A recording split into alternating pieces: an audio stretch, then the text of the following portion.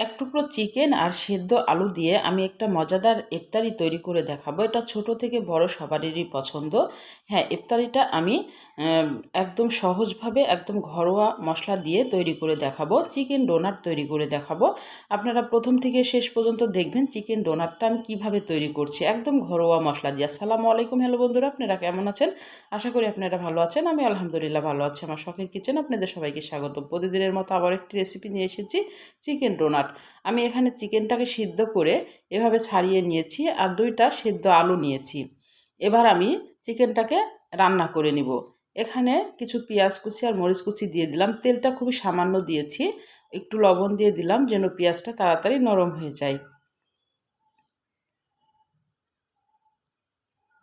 সাধারণত চিকেন ডোনাটে কিন্তু অনেকেই চিকেনটা সেদ্ধ করেন, মানে রান্না করে নেয় না, কিন্তু আমি রান্না করে নিব।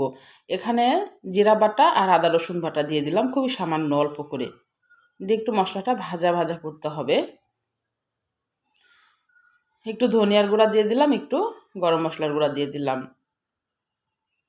যে মশলাটা যখন ভালোভাবে কষানো হয়ে যাবে, এখানে পানি কিন্তু অ্যাড করা যাবে না, তেলেই কিন্তু মশলাটা কষাইতে হবে।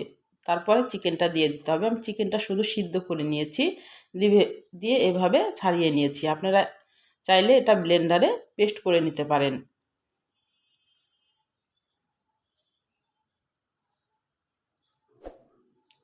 দিয়ে এভাবে একটু নাড়াচাড়া করতে হবে।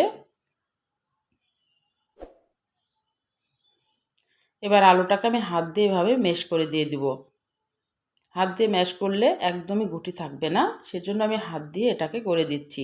দিয়ে এবার ভালোভাবে একটু নেড়ে নিতে হবে। আলুর কাঁচা গন্ধটা যখন চলে যাবে তখন এটাকে নামিয়ে নিতে হবে। একটা ডোয়ে পরিণত হবে, তখনই এটাকে নামিয়ে নিতে হবে। এইভাবে চিকেন ডোনাটটা একবার তৈরি করে খেয়ে দেখতে পারেন, অসম্ভব মজা লাগে। এবার আমার কি কি লাগছে আমি দেখাই দিচ্ছি। একটা ডিম লাগবে আমার। ডিমটাকে একটু লবণ দিয়ে ফেটিয়ে রাখবো। আর পাউরুটির গুঁড়া নিয়েছি আমি ব্রেড ক্রাম্বস হিসাবে। এবার আমি কিছু ধনিয়া পাতা, ১ চামচ মতো ধনিয়া পাতা দিয়ে ভালোভাবে মেখে নিচ্ছি। ধনিয়া পাতাটা আমি লাস্টে দিলাম যেন তার ফ্লেভারটা একটু থাকে।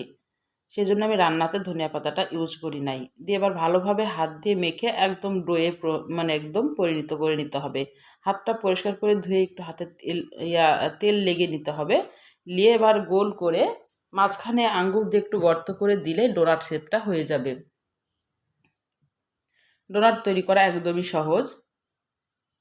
ডোনাটের আকারে হয়ে যাবে। তাহলে এটা চিকেন ডোনাট হয়ে গেল। আমি এইভাবে চিকেন ডোনাটটা তৈরি করেছি। আপনারা এভাবে একবার তৈরি করে খেয়ে দেখতে পারেন।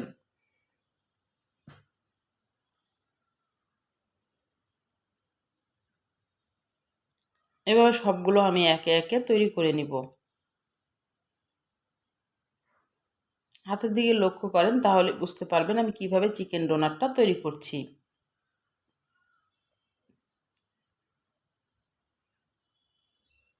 ইফতারির টেবিলে আপনারা ঝটপট কিন্তু এইভাবে চিকেন ডোনাটটা তৈরি করে নিতে পারেন ঘরোয়া উপকরণ দিয়েই। এবার একটা আমি এভাবে ডিমে চুবিয়ে নিব, তারপরে ব্রেড ক্রাম্বসে নিয়ে যাব। কোট করে নিলেই হয়ে যাবে।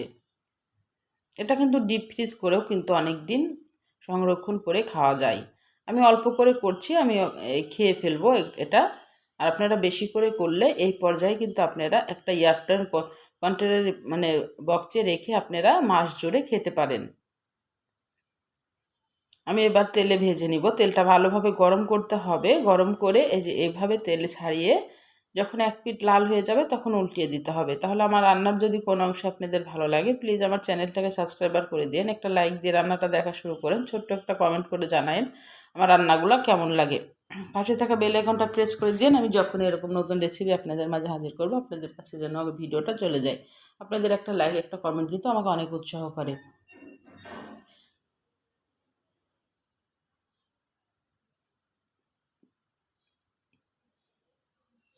এভাবে যখন হয়ে যাবে তখন উল্টিয়ে দিতে হবে। আমার হয়ে গেছে, আমি তুলে নিচ্ছি।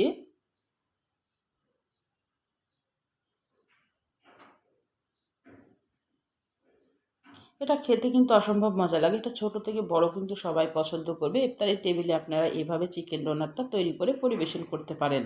আর ঝটপট কিন্তু হয়েও যায় ঘরে থাকা উপকরণ দিয়ে। তাহলে আজকের মতো বিদায় নিচ্ছি। আপনারা সুস্থ থাকবেন, ভালো থাকবেন। আবার কোনো নতুন রেসিপির সাথে হাজির হবো। আল্লাহ হাফেজ।